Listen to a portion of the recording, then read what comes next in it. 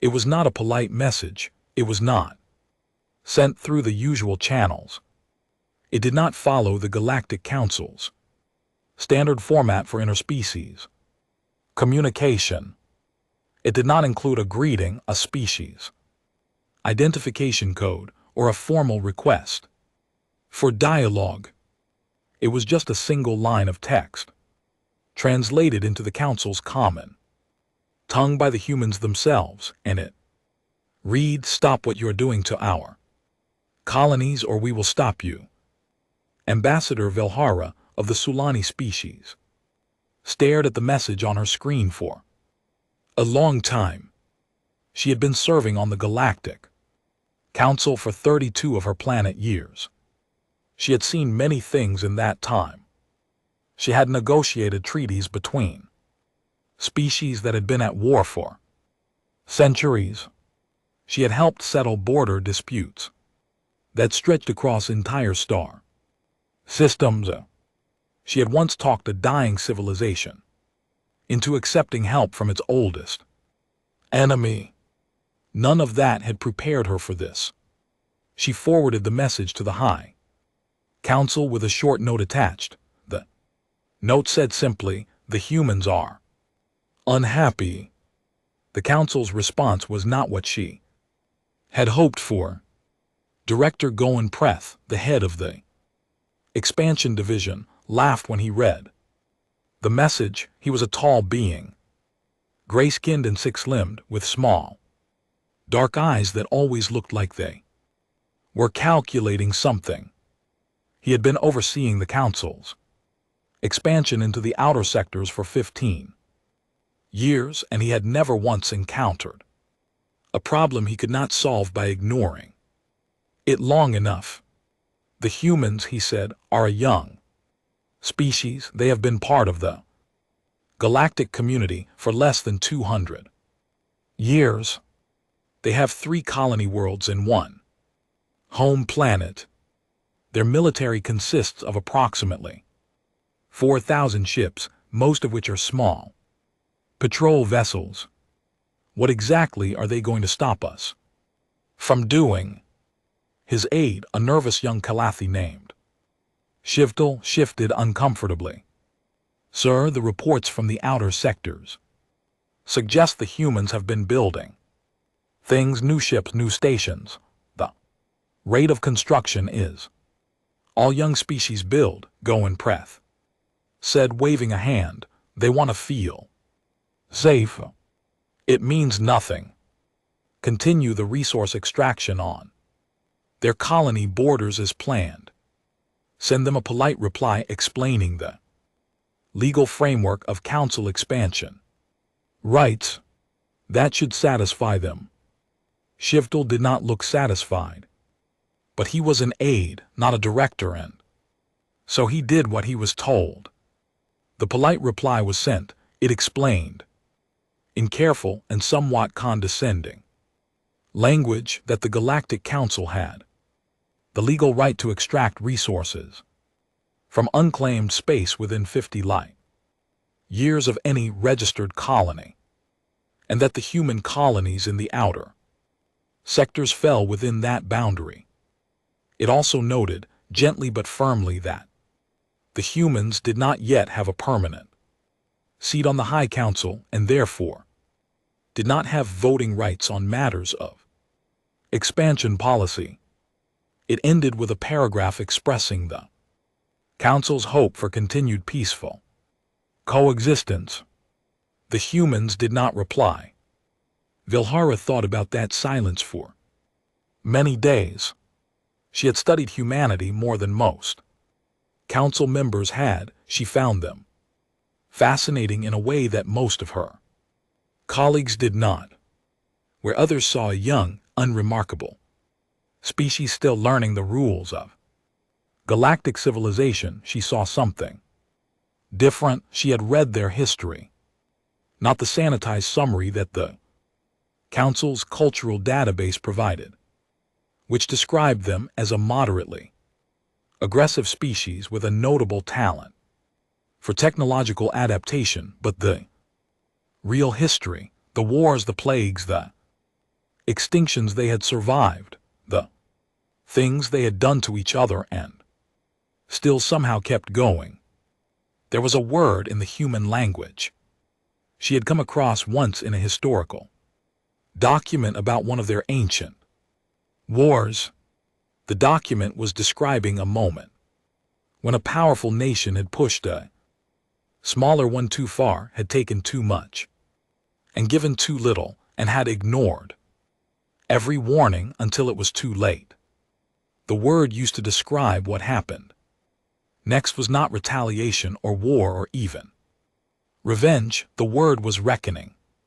She had looked it up. The definition was simple. A reckoning was not just a fight, it was an accounting. It was the moment when everything that had been ignored and postponed and pushed aside finally came due.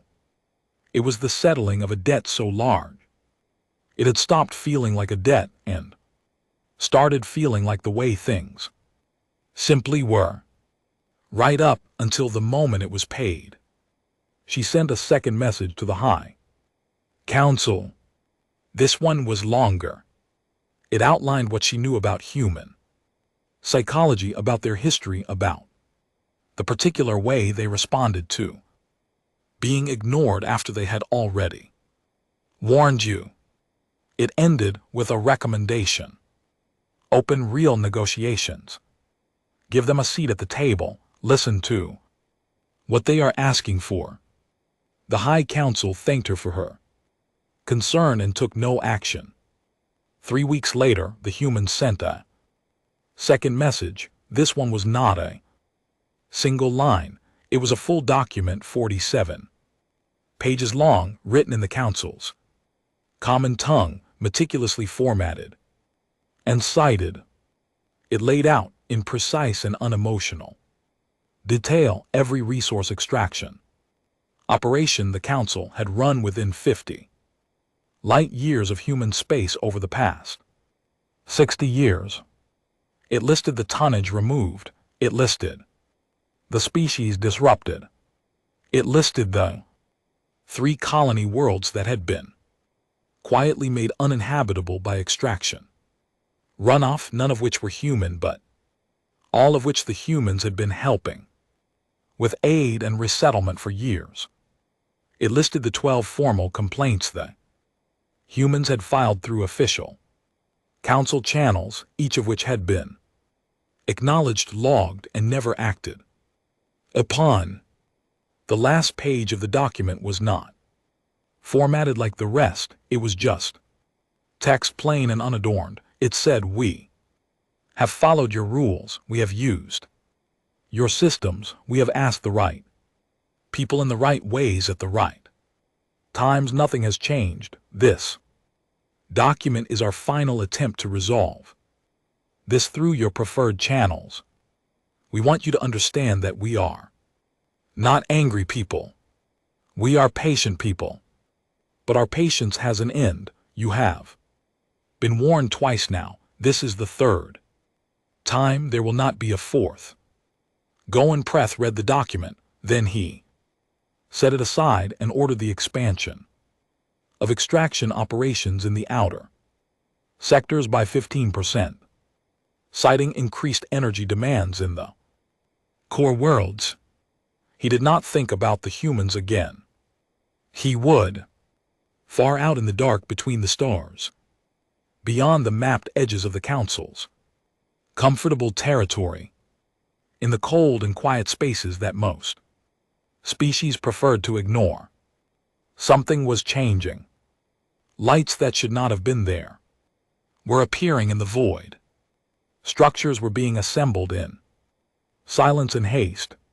Ships that had never been registered with the Council census were moving in patterns that no patrol vessel had noticed yet. Humanity was not angry. Humanity was ready. And the Galactic Council, comfortable in its ancient halls, surrounded by the accumulated weight of 10,000 years of unchallenged authority, had just run out of warnings. The first sign was a ship disappearing Not a human ship, a council ship. Medium-sized resource hauler registered to the Sulani Extraction Consortium. Designation RE 7741, which had been running a routine ore collection route near the edge of what the council maps called the unallocated fringe, a stretch of space that humanity simply called home. RE 7741 sent its last automated status report at 300 Standard Time on the 14th day of the third council month. The report was perfectly normal, engine output nominal, cargo hold at 62% capacity, estimated arrival at processing station in 9 hours, then nothing, no distress signal, no explosion detected by nearby sensors, no wreckage, the ship simply stopped existing as far as the council's instruments were concerned. The council dispatched an investigation vessel. It found nothing, empty space. Clean empty space, which was somehow more unsettling than debris would have been. The investigation vessel filed a report suggesting a possible navigational error leading to an uncharted gravity anomaly. The report was accepted. The matter was closed. 2 weeks later, 3 more haulers disappeared, then 6. Then a patrol vessel. At this point, even the most relaxed members of the High Council were beginning to pay attention. Goen Preth convened an emergency meeting of the Expansion Division Security Committee. Intelligence analysts were brought in. Star maps were spread across long tables and studied with great seriousness. Someone suggested pirates, which was taken briefly seriously before being dismissed. No known pirate faction operated this far out, and no ransom demands had been made. Someone else, a junior analyst named Pravasya, who had only been with the division for 2 years, raised her hand and said quietly that the disappearances were all occurring within 12 light years of the nearest human colony. The room got very still.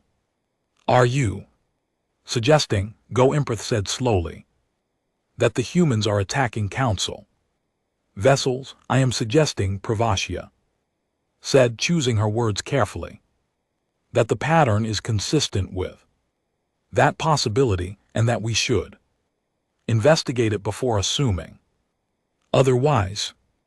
Go Imprith looked at her for a long moment, then he told her that was a very interesting theory and that she should write it up formally and submit it through the proper channels. She did.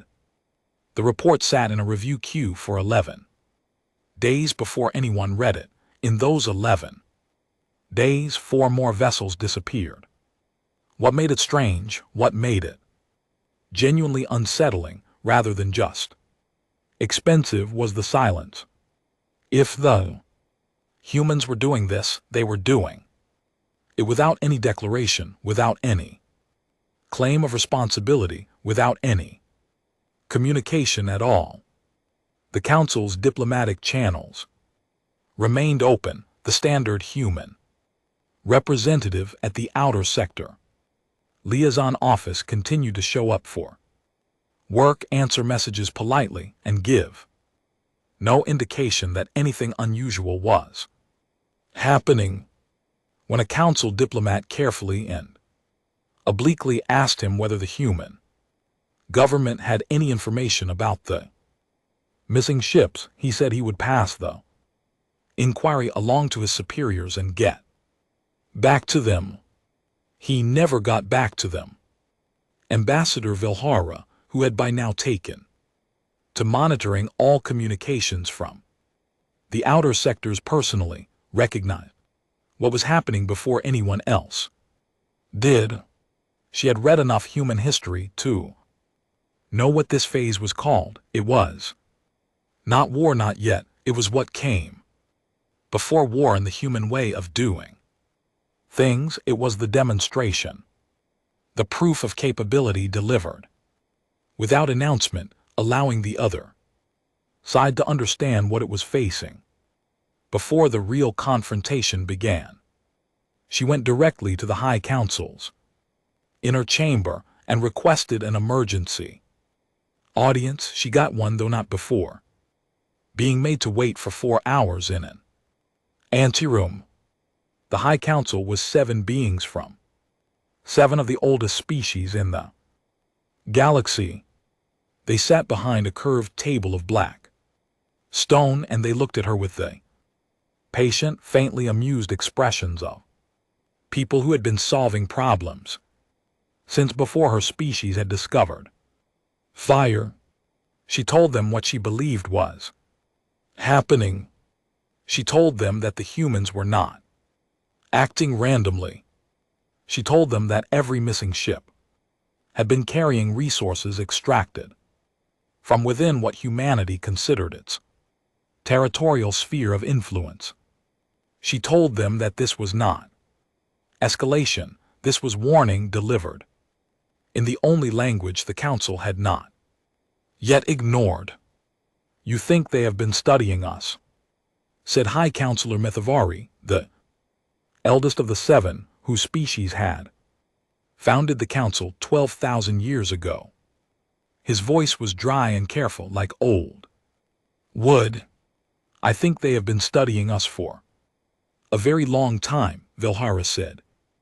"I think they have been building toward this for longer than we realized. I think we have been making a mistake that young civilizations sometimes make about old ones, and an even worse mistake that powerful civilizations sometimes make about small ones. And what mistake is that? We assume that because they were quiet, they were weak. We assume that because they followed our rules, they accepted our authority. We assume that because they warned us politely, they would be satisfied with polite non-responses." She paused. "Humans are not like that. Their history is full of moments where patient, quiet, rule-following people decided the rules were not working and made new ones." Methavari looked at her steadily. "What are you recommending?" "Talk to them, not through liaisons, not through formal channels. Send someone who matters to a place that matters in. Have a real conversation. Do it now before whatever comes next." There was a long silence in the chamber. Then Go Impreth, who had also been summoned and was sitting to one side, said, "I respectfully disagree. What we are seeing is criminal activity by a small faction within the human population, not authorized policy. Responding as though it were official would legitimize it and encourage more." "Are you certain of that?"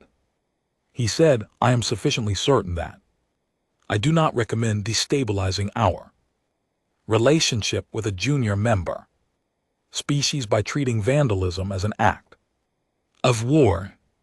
He was wrong. They all suspected he was wrong, but he was the director of expansion, and the ships were only ships, and the cost of being cautious seemed in that warm chamber surrounded by 12,000 years of institutional confidence to be larger than the cost of waiting a little longer. They waited, the humans did not. On the 31st day of the 3rd Council month, every resource extraction operation within 30 light-years of human space went silent simultaneously. 41 stations, 68 active mining operations, hundreds of support vessels.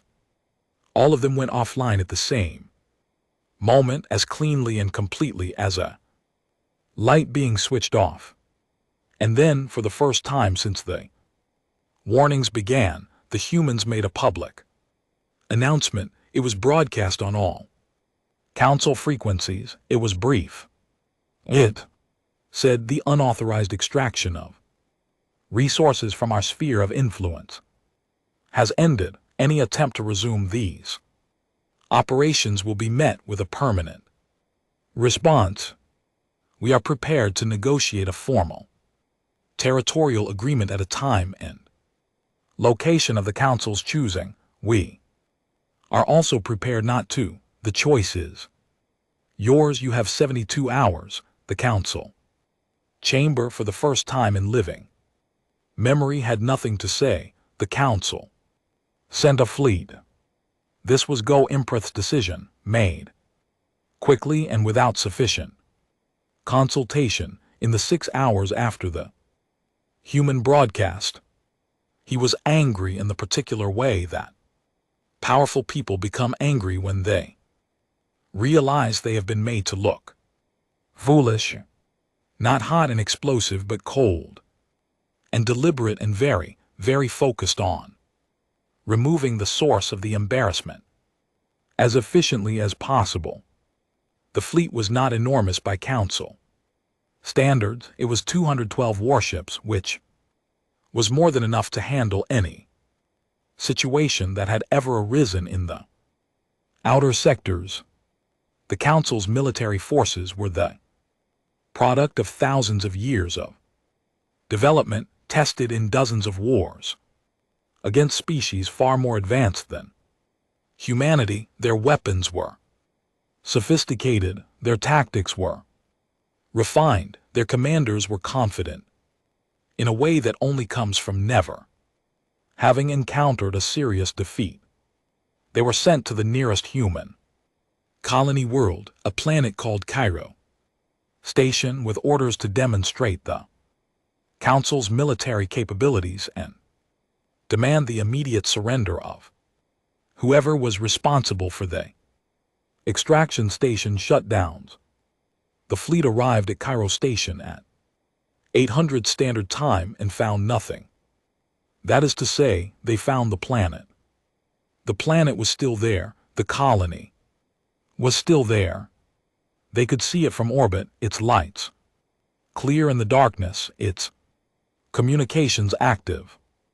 But the space around the planet, which should have been empty outer colony space, was not empty. It was full of ships, human ships, ships that were not in any Council database, built in designs that no Council analyst had seen before, carrying weapons that the fleet sensors struggled to identify because they did not match any known classification.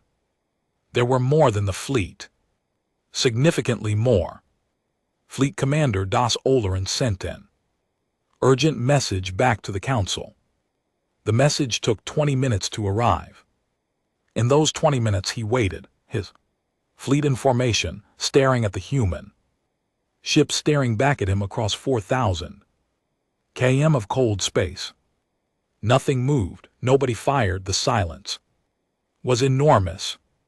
The message he received back was not the one he had hoped for. It was a direct feed from Ambassador Velhara, who had apparently anticipated this moment and had been waiting with a prepared statement. She told him very clearly not to fire. She told him that what he was seeing was not a defensive force scrambled in a panic.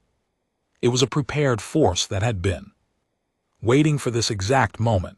She told him that the humans had been building this fleet for at least 20 years, possibly longer, in spaces the Council had not thought to monitor because they were officially unoccupied. She told him one more thing. She told him that she had, in the past hour, received an analysis from the Council's own intelligence division, the analysis that Pravasya had written weeks earlier and that had sat in a queue until someone finally read it. The analysis did not just document the missing ships, it documented something far larger. It documented a pattern of human behavior going back 60 years. The complaints, the formal channels, the polite diplomatic communications, all of it running in parallel with something else entirely. quiet purchases of raw materials from independent traders, unexplained energy signatures in deep survey data that had been filed and forgotten, an entire shadow civilization built in the dark waiting. The humans had not been building a response fleet. They had been building a civilization's worth of military infrastructure over the course of 2 generations, maintained entirely in the spaces the Council had not bothered to look. They had watched the Council's expansion. They had watched what happened to the species that did not push back. They had made a decision a long time ago about what that meant for them, and they had acted on it in silence and patience, an absolute seriousness of purpose. Duz Alren held his position. He did not fire. After 4 hours, a single human ship separated from the larger formation and moved toward the Council fleet. It was smaller than most of the others. Its hull a dark, unremarkable gray with no visible markings. It stopped at a distance that was clearly meant to be conversational, rather than threatening. A communication request came in on standard Council frequencies. Duz Alren accepted it. The human who appeared on his screen was a woman of middle age with dark eyes and gray at her temples and the calm expression of someone who had been waiting for this conversation for a very long time. She said her name was Admiral Sarinji. She said she was the commander of Earth's external defense fleet. She said she was pleased to meet him. Duz Alren, who had spent 25 years commanding Council warships and had never once been genuinely uncertain about the outcome of a military standoff, found that he could not quite identify the expression on her face. It was not triumphant, it was not hostile, it was something quieter and harder than either of those things. It was the expression of someone who had already done all the difficult work and was now simply watching the results arrive on schedule. I want to be very clear, she said, about what is happening here. We are not attacking you. We are not at war with you. We have done nothing except remove your equipment from our territory and then wait to see what you would do about it. What you have done is send 200 ships to threaten a civilian colony. She paused. I want you to understand that we expected this, we planned for this, we are not afraid of this. And I want you to ask yourself a question before you decide what to do. Next, Duz Alren said nothing. He was listening. The question, Admiral Sao said, is this: how many of those ships do you think you will take home again? The silence that followed was long enough that Duz Alren's second in command quietly left the bridge and nobody asked where he was going. Back on the Council homeworld, in the great chamber where the 7 oldest powers in the galaxy held their eternal, careful meetings, Methavari read the fleet commander's latest report and set it down on the black stone table and was quiet for a very long time. Velhara sat across from him, saying nothing because she had already said everything she had to say, and now it was simply time for someone else to speak. How long have they been building? Methavari asked finally. Our best estimate is 30 years, Velhara said. Possibly 40, they are not entirely sure we can count all of it. They hid it from us for 40 years. They hid it from us because we were not looking. We had decided they were small and new and not a concern. They used that decision against us. She kept her voice neutral. This was not the time for being right about something. They are very good at being underestimated. Methavari looked at the report again. What do they want? The same thing they have wanted from the beginning. Equal standing, a real voice, an end to resource extraction in their space without consent. They are not asking for domination. They are asking for respect, and if we do not give it. Vilhara thought about the word she had found years ago in a human historical document. She thought about what a reckoning meant. She thought about 200 council warships sitting very still in front of a force that had been built in secret for 40 years by a species that had survived everything its own history had thrown at it. Then we will find out, she said, what they are actually capable of. No one in the chamber wanted to find out. The council called for talks. It was Methavari who made the decision, overruling Goimprith for the first time. In the 14 years they had served together on the High Council. The order went out at midnight, Council Standard Time, and by morning Duzal Ren had received instructions to stand down and withdraw his fleet to the nearest Council Way station. He did so with great relief and very little outward show of it because he was a professional and professionals did not allow their relief to be visible. The humans watched the fleet withdraw. Then they sent a short acknowledgement of the Council's request for negotiations and provided 3 possible locations, all of them on the neutral side of the border that did not officially exist yet but that everyone was already treating as real. The talks were held on a station called Threshold, a small independent trading post that orbited a brown dwarf nobody had ever bothered to name.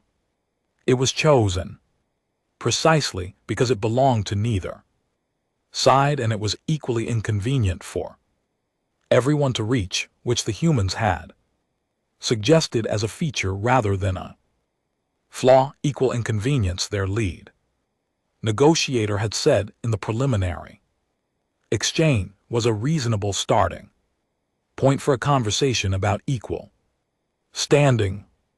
The human delegation was led by a man named Director Quamasant, who was the head of Earth's External Affairs Department. He was a large, quiet man with an unhurried way of speaking that Vilhara, who attended as the Council's primary diplomatic liaison, found deeply interesting. Most species, when they came to important negotiations, performed a version of strength. They sat stiffly, spoke formally, demonstrated through posture and language that they were serious and powerful and not to be dismissed.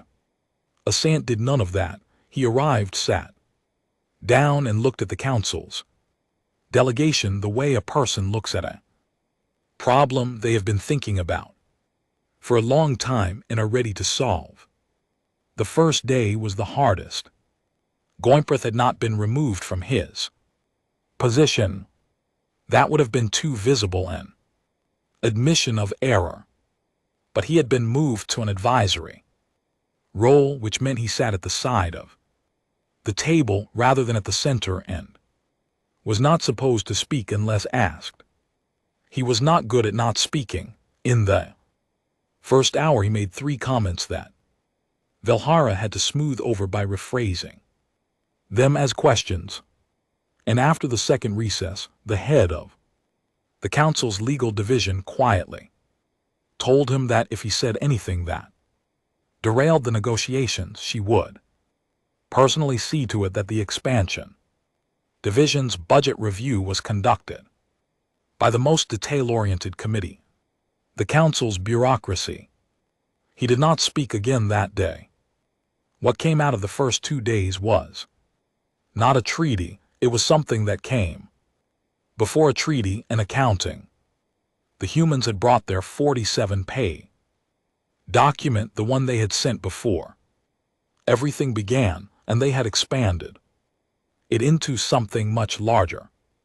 It was a detailed record of every interaction between humanity and the Council over 200 years, every request, every formal complaint, every diplomatic note sent and not answered, every resource extraction operation run in human territorial space, every species that had been harmed by Council expansion and had come to humanity for help because humanity was the only one who seemed to be paying attention.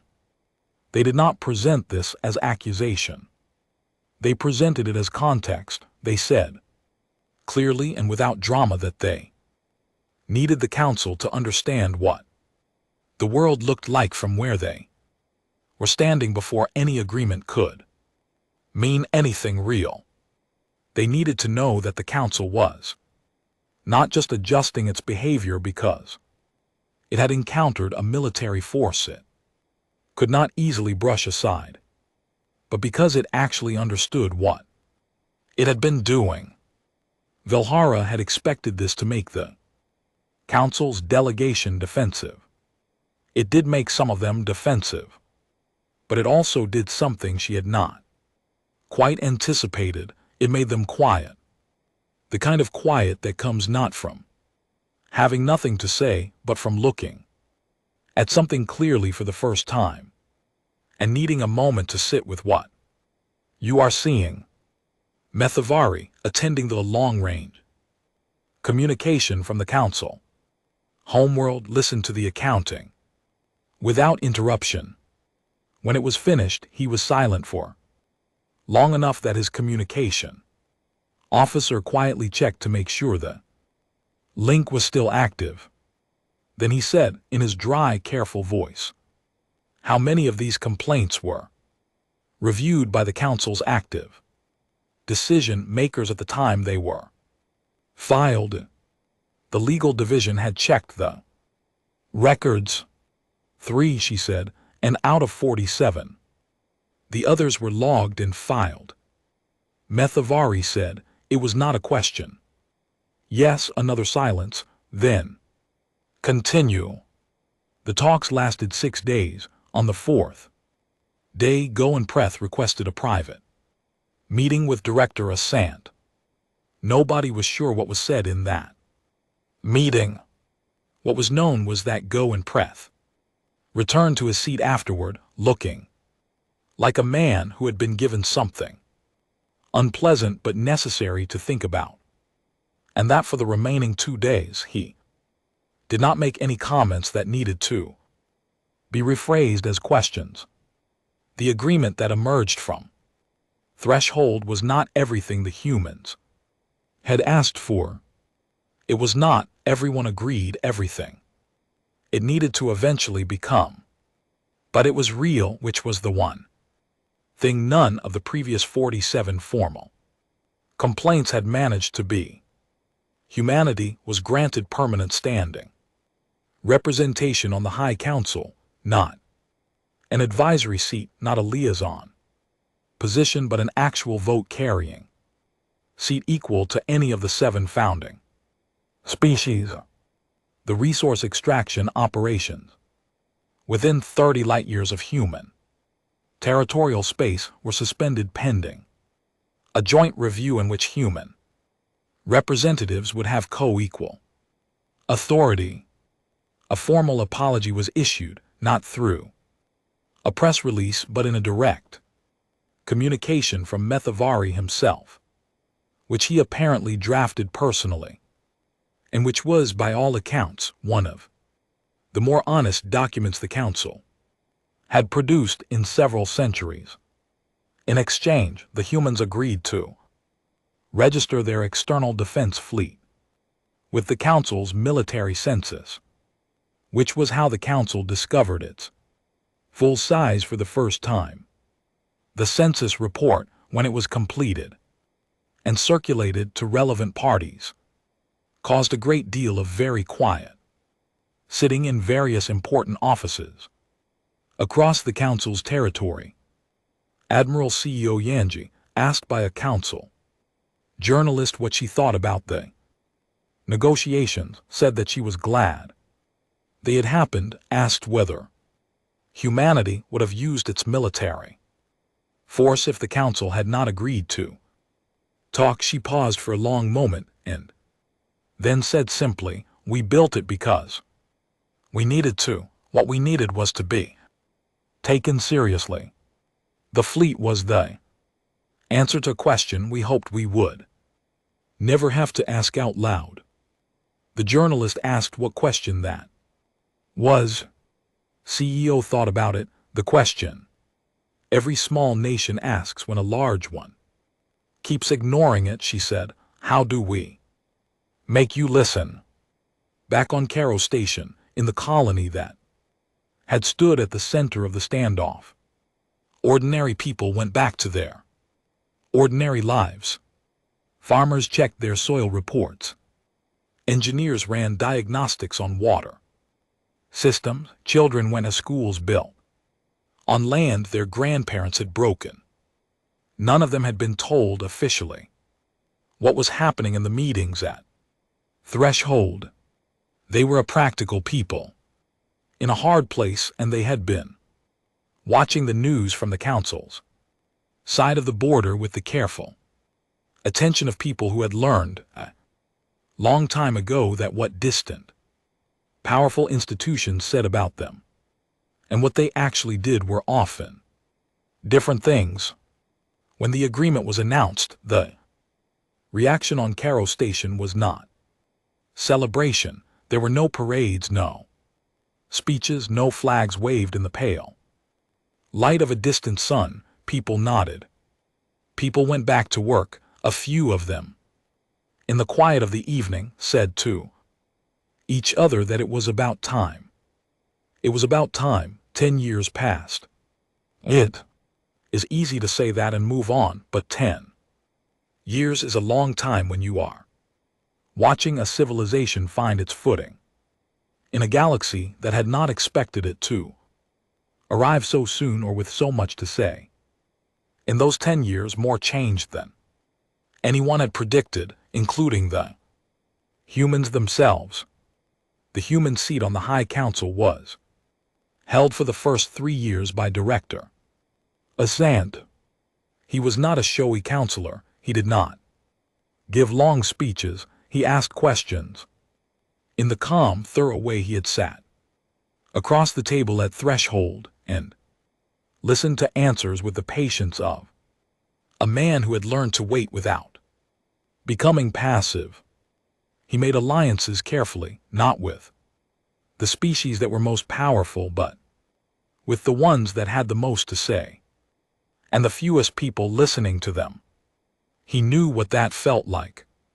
In his second year, he introduced a formal resolution requiring the Council to review all pending diplomatic complaints from member species that had been filed and not acted upon within 5 years.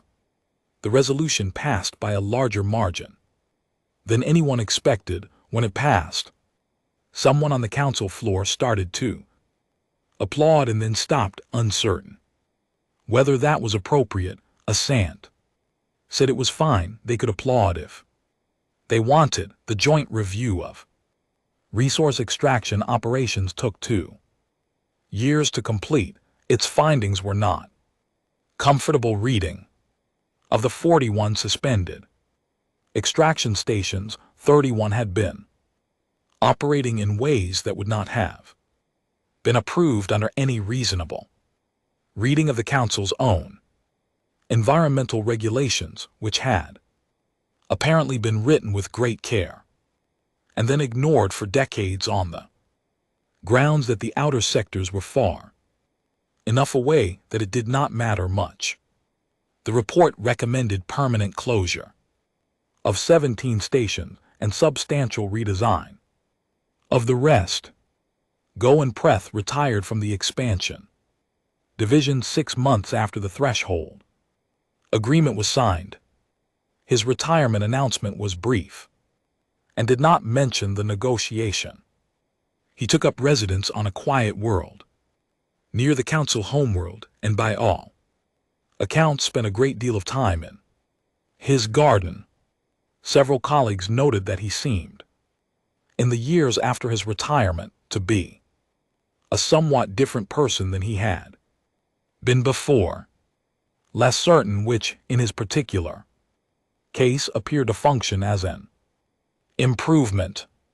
His replacement, a practical and considerably less dismissive official, named Velthari, immediately restructured the division's procedures for handling diplomatic complaints from member species.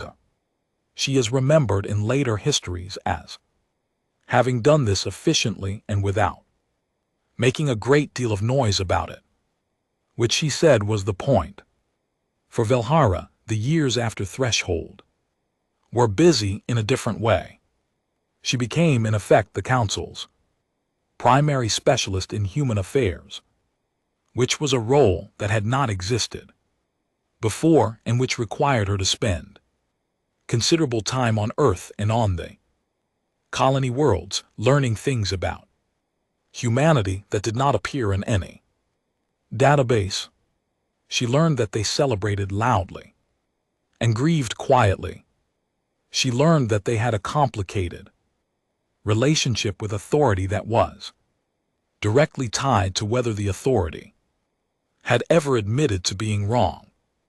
She learned that their apparent directness, the blunt way they said things that other species would wrap in layers of diplomatic softness, was not aggression. It was a form of respect. It meant they thought you could handle the truth. She grew to find that deeply refreshing. She wrote a book eventually. It was a study of human diplomatic history, how they negotiated, what they responded to, what they did not forgive easily, and what they forgave completely. It became required reading at the council's Diplomatic Academy. The chapter that was cited most often in subsequent generations was not about military history or formal negotiation strategy. It was the short chapter near the end, called simply What They Want, which contained the following observation: humans do not at their core want power over others. What they want is to not be powerless themselves. They will accept almost any arrangement, any compromise, any imperfect solution, if they believe the people on the other side of the table are genuinely trying what they being told the right words while they real decisions are made somewhere they cannot reach. They have been doing that to each other for all of their recorded history, and they learned long ago to recognize it from a distance. The way to work with them is simple, though it requires a kind of honesty that institutions do not always find comfortable. Tell them the truth, give them a real seat, and then actually listen to what they say in it. Treat their problems as real problems, and their concerns as real concerns, and not as obstacles to be navigated around. If you do this consistently and without reverting to old habits the moment the pressure is off, they are among the most reliable partners in the galaxy. If you do not, you will find eventually that they have been paying attention to everything for a very long time, and that they have been making preparations that you did not notice because you did not think they mattered enough to watch. This book was still in print in updated editions 200 years later. By then, of course, the situation had changed considerably. Humanity had grown. There is a saying that developed in the Council's member worlds in the generation after Threshold, used by diplomats and junior staffers and A-level officials who spent their days navigating the careful structures of galactic governance. The saying was, if you have a Complaint, bring it to the human rep. They will read it. They will tell you whether it is a good complaint or a bad one. And if it is a good one, they will do something about it. It was meant at first as a slightly wry observation about the difference between how things were supposed to work and how they actually did. Over time, it became something else. It became a description of a reputation, earned in meeting rooms and committee chambers and long quiet conversations, corridors for showing up and paying attention and treating the work of governance as work that mattered, not because it was prestigious, but because it was how things got better or stayed the same. Admiral So Young-ya, who retired from military command after the external defense fleet was formally integrated into the Council's collective security framework, lived to see humanity's third High Counselor take office. She attended the ceremony on a ship in orbit above Earth because she had always preferred to watch the planet from above. And her granddaughter, who was 9 years old and had grown up in a galaxy where humanity had always had a real seat at the table, asked her what it had been like before. So thought about it for a while. She watched the planet turn below them, its blue and white surface familiar and endlessly moving. It was like being in a room, she said, finally, where everyone is talking and you can see that some of what they are saying is wrong. And you keep trying to tell them, but no one looks up, and you knock on the table, and still no one looks up, and you clear your throat, and still no one looks up. She paused, and then you stand up, and you do not do anything except stand there, and the whole room goes quiet because they realize for the first time that you have been standing up for a very long time. Her granddaughter thought about this, and then they listened. So looked at the planet, at all the ordinary lights below, all the ordinary lives. Some of them, she said, the smart ones, the ones who understood what they quiet meant. What about the ones who did not understand? The old admiral was quiet for a moment. Outside the viewport, a string of lights moved across the dark, a convoy of ships heading outward toward the part of the galaxy where humanity had its work to do. They learned, she said, eventually. They all learn. The stars did not answer. They never do. But they had seen everything from a great distance in their old and patient light. And if they had a memory for such things, they would remember this. There had been a civilization that was small and far away and easy to ignore. And it had been ignored, and it had been patient, and then one day it had stood up, and after that the galaxy was a different place. Not louder, not more violent, not ruled by fear of what humanity could do. Just more honest, more careful, more inclined to look up when something in the room cleared its throat, more inclined to listen before it was too late.